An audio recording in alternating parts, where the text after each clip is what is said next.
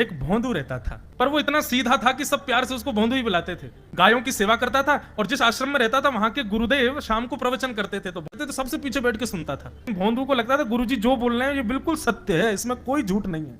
एक दिन गुरुजी प्रवचन करते हुए बोले, यमुना के पल्ली पार भांडीर वन में ठाकुर जी गैया चराने आए। भांडीर वन का नाम सुनते भोंदू कान खड़े हो गए।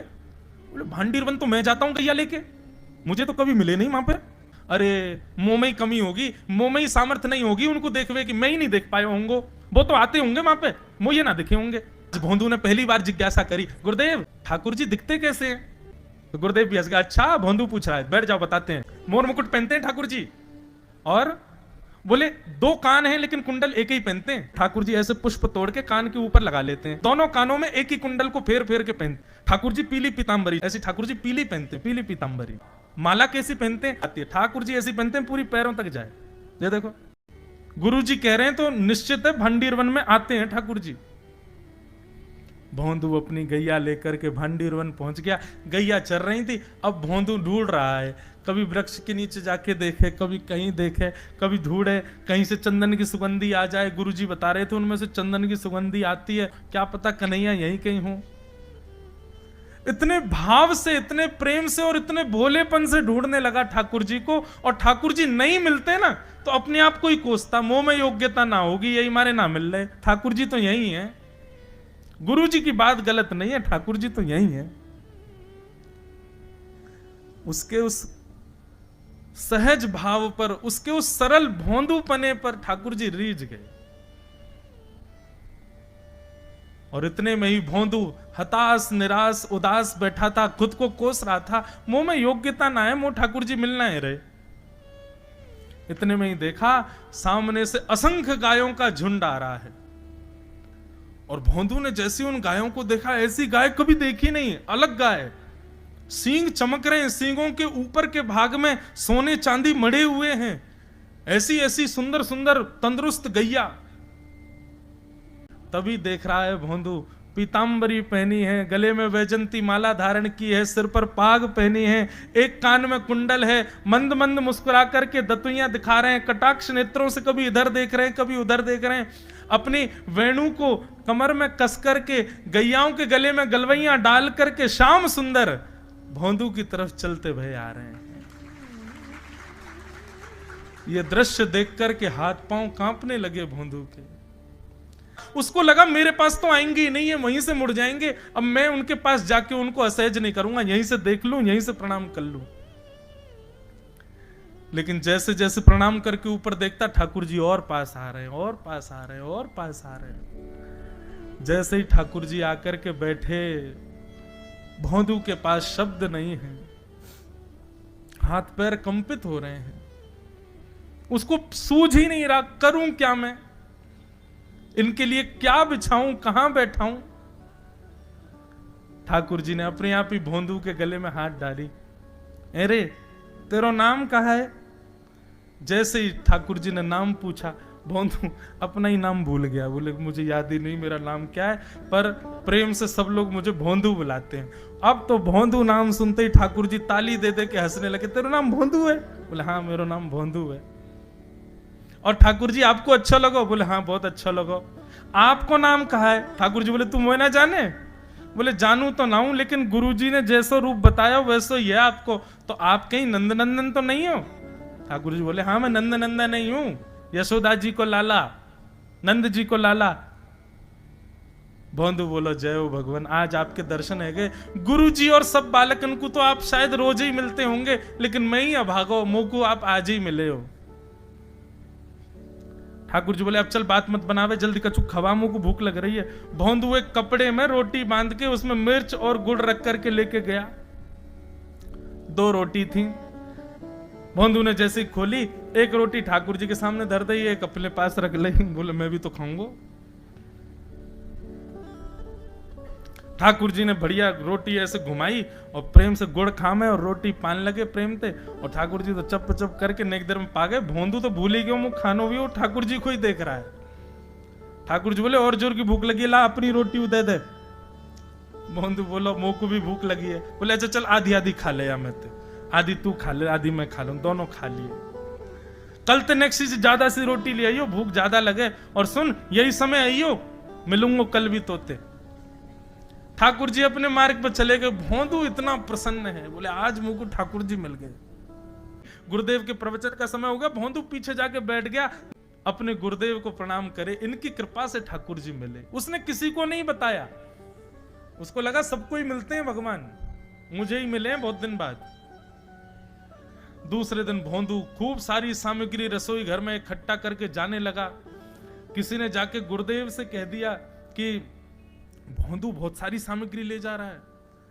गुरुदेव ने जाके कही, भोंदू इतनी सामग्री ले जा रहा हो भैया, वो भंडारो करेगो का?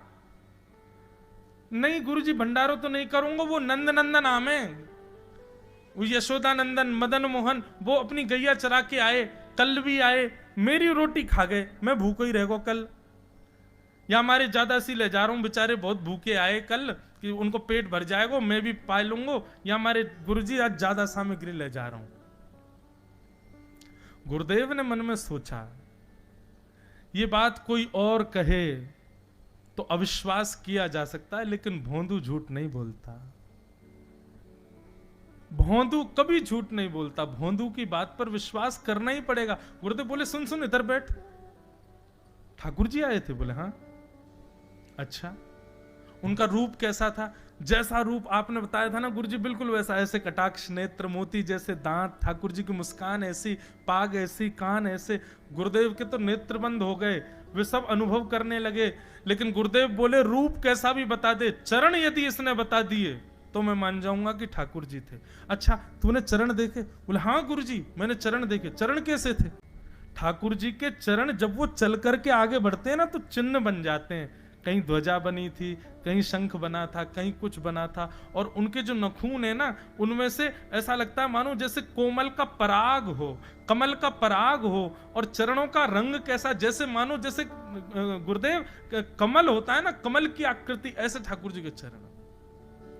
जब चरण का यथावत वर्णन भोंदू ने कर दिया, गुरुदेव समझ गए, बोले निश्चित ठाकुर जी आते। नहीं तो भोंदू कहां जाने, इतनी बुद्धि नहीं है उस पे कि वो इतना सब कुछ ढूंढ धाड़ के मुझे बताए। भोंदू एक काम करेगा? बोले हाँ। ठाकुर जी आएंगे तो तेरे सखा बन गए? बोले हाँ। तो उनको लेकर के आश्रम आ जा, यहां पे आ जा। भोंदू बोला कि इतने योग्य बालक हैं, लेकिन ठाकुर जी ने किसी से नहीं कही, मुझसे कही है। अगर मैंने ये काम नहीं किया तो मेरा जीवन व्यर्थ है। भोंदू को लगा ठाकुर जी सबसे ही मिलते हैं, गुरुजी किसी से भी कह के बुलवा लेते, मुझको काम दिया। भोंदू ने तो उसको अपने हृदय में ले लिया, अब ये काम मुझे करना है। बोले गुरुजी मैं वचन दे के जा रहा हूं, ठाकुर जी को मैं लेके आऊंगा। जा बेटा। भोंदू वन में चला गया। अब तो उसको मिलने की भी एक्साइटमेंट नहीं है और कोई उसके मन में भाव ही नहीं है, उसको ये है बस ठाकुर जी को मैं ले जाऊं। जा करके बैठा, ठाकुर जी अपनी गैया चराते भये, बढ़िया सुंदर एक डंडा पर हाथ टांगे भये ठाकुर जी आए। रूप देख करके फिर से भावुक हो गया भोंदू। ठाकुर जी आकर के बैठ गए, बोले चल जल्दी निकाल रोटी, भूख लगी है मुंह को। भोंदू सजाता जा रहा है थाली, ठाकुर जी को देता जा रहा है। बोले जय जय, एक प्रार्थना करूं? बोले करो। आप मेरे संग मेरे सखाओ ना आप? बोले हाँ तेरो सखाऊं, तो मेरी बात मानोगे? बोले कहा, आप मेरे संग आश्रम चलो गुरु जी के पास। ठाकुर जी रोटी पाते जा रहे, ठाकुर जी ने अनसुनी कर दी बात। बोले जय जय कछु कहो ना, आप चलोगे ना? ठाकुर जी बोले हम तेरे सखा हैं, तेरे गुरु जी के सखा नहीं है।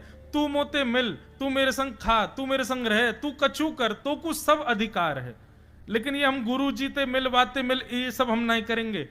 हम बस तेरे सखाएं तो ही जाने और कोई ना जाने। ए जय जय ऐसे मत कहो ना, वे नहीं बताते तो मैं तो आपको देख ही नहीं पाता, मैं तो आपको जानता ही ना हूं।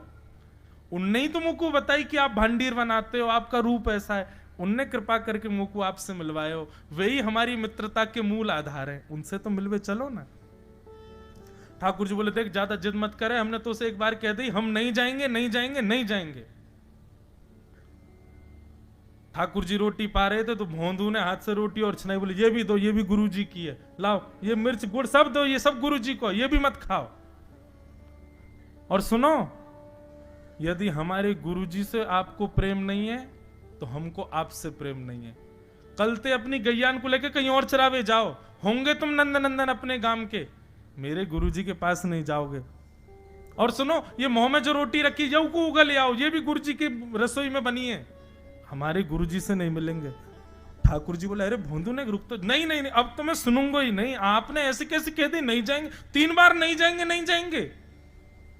और ये भांडीरवन मेरो है, मैं यहां गैया चरावे आऊं, कल से अगर तुम और तुम्हारी गैया दिख गई मुंह को तो तुम्हारी गैयान को लेके मैं चलो जाऊंगा आश्रम, फिर तुम्हारी मैया बाबा तुमको मारेंगे। ठाकुर जी बोले, अरे भोंदू इतना नाराज? बोले, यदि मुंह से मित्रता रखनी है तो मुंह को वचन देना पड़ेगा कि आप आश्रम चलोगे, और अगर आपने फिर से नहीं कही तो मैं जा रहा हूं वापस, और कभी आपको मुख नहीं देखूंगा, अपना मुख नहीं दिखाऊंगा। ठाकुर जी बोले, इस मुख को देखने के लिए या संग के लिए लोग पता हो तो कितनी तपस्या करें। बोले, जो तपस्या करें उनको मुबारक, तुम मुंह को ना चाहिए, मुंह ना मिलनो तुमते, मुंह कोई गरज ना पड़ रही तुमते, आज तक नहीं मिले, कल ही तो मिले हो मोते, वो भी गुरुदेव की कृपा से मिले हो, जाओ मत मिलियो, मुझे ना चाहिए तुम। ठाकुर जी बोले, मैं तो ना जाऊंगा, मैं तो तेरे पास ही रहूंगा। बोले, तुम मत जाओ, मैं जा रहा हूं। कि जाने लगा वापस। भोंदू, ठाकुर जी पुकार रहे हैं भोंदू को, मानो जैसे त्रिलोकी लेके जा रहा है वो ठाकुर जी के, जैसे मानो पूरा ऐश्वर्य ठाकुर जी का ले जा रहा हो। अरे भोंदू ने रुक तो जा। भोंदू बोला, अपना मुख भी नहीं दिखाऊंगा यदि आप नहीं चलोगे तो। भोंदू थोड़ी दूर गया, ठाकुर जी को लगी वापस आ जाएगा, थोड़ी और दूर गया, लगा अब आ जाएगा, लेकिन जब भोंदू दिखना बंद हो गया, हमारे ठाकुर जी विचलित हो गए, दौड़े भोंदू की तरफ। ठाकुर जी दौड़ करके गए और जाकर के भोंदू के पित्ती पे चढ़ गए। बोले, ले चल अपने गुरुदेव के पास, चलूंगा तू जहां कहेगो, लेकिन तो दूर नहीं जान दूंगा। और भोंदू ठाकुर जी को ऐसे ऊपर चढ़ा करके लेकर के आश्रम जा रहा है। गुरुदेव आकर के खड़े हो गए और मन में बस विचार कर रहे थे, हाथ पांव कांप रहे थे। बोले, ठाकुर जी आएंगे कि नहीं। इतने में ही भोंदू आया और तभी देखा भोंदू के पिद्दी पर ठाकुर जी टंगे भय आ रहे थे। आज गुरुदेव ने जाकर के पहले भोंदू को प्रणाम किया। बोले, जय हो, धन्य है तू, इतनी तपस्या की, इतना भजन किया, घर परिवार त्याग दिया, वैराग्य त्याग सब हमारे जीवन में, तब भी ठाकुर जी नहीं मिले। लेकिन वारे भोंदू, तेरी सरलता, तेरी सहजता, तेरा ये निर्मल भाव कि ठाकुर जी तेरे अधीन होके यहां आश्रम तक चले आए।